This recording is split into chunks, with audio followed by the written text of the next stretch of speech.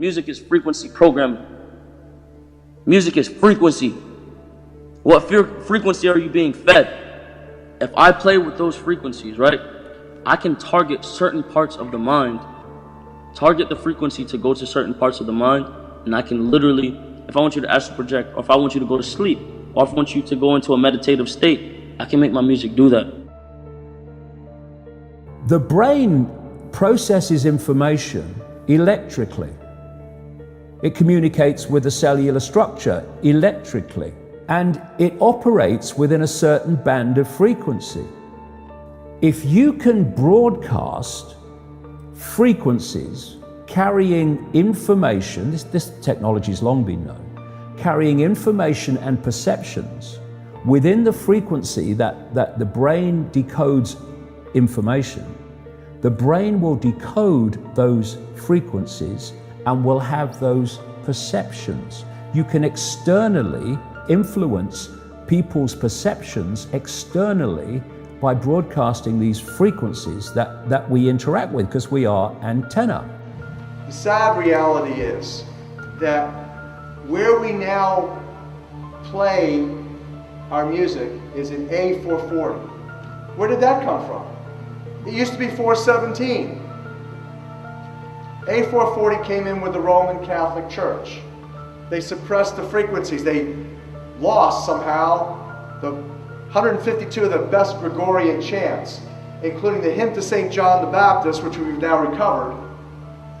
That particular hymn was what triggered Dr. Palaio's investigation, looking for those frequencies of vibration by which the music was played. It was known as the most uplifting hymn of all the ages, the most spiritually uplifting hymn. Hymn to St. John the Baptist was played to 6 tones. These are those 6 tones. These are those 6 frequencies. And so the A440 is what now is the standard tuning.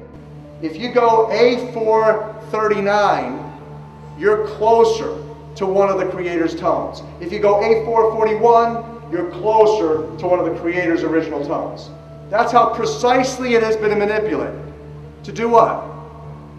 To shut down the 95% of your brain, particularly the right brain that operates the heart-mind to the divine human community.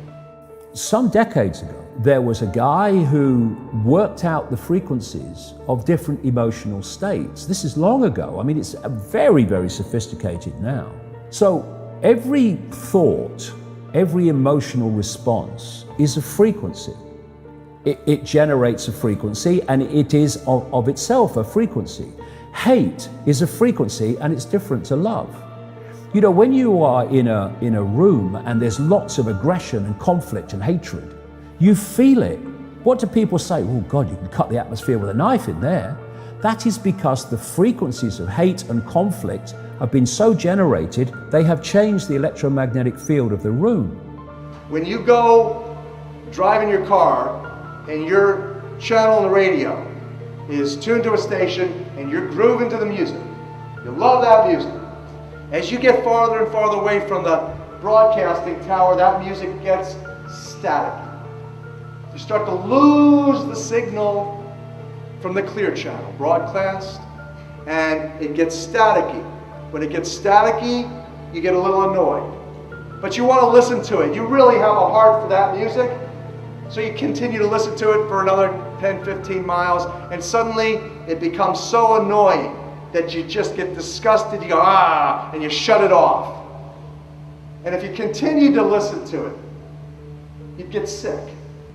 That's what we're talking about here. Except you don't even know that you've been listening to the static your whole life. You don't even know what the true resonant frequency is because it has been kept from you. Now, of course, to really be effective, we need to use the proper words and phrases, scientifically selected.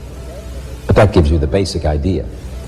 We embed messages just below the threshold of perception, so they can go directly into the subconscious.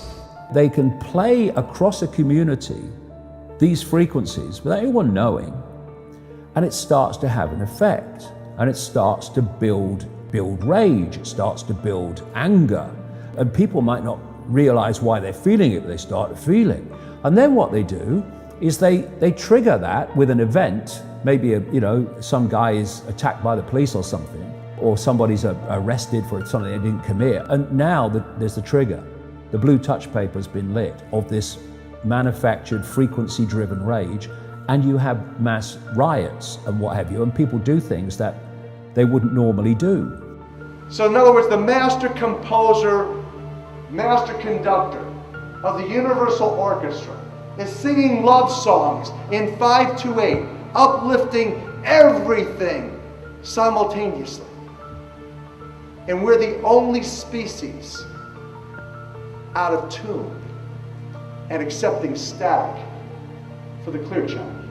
Do you know that the American military, they've admitted this. They have technology that fires frequencies at the enemy that basically breaks the enemy's spirit so they give up and put their weapons down. This is the technology we're dealing with.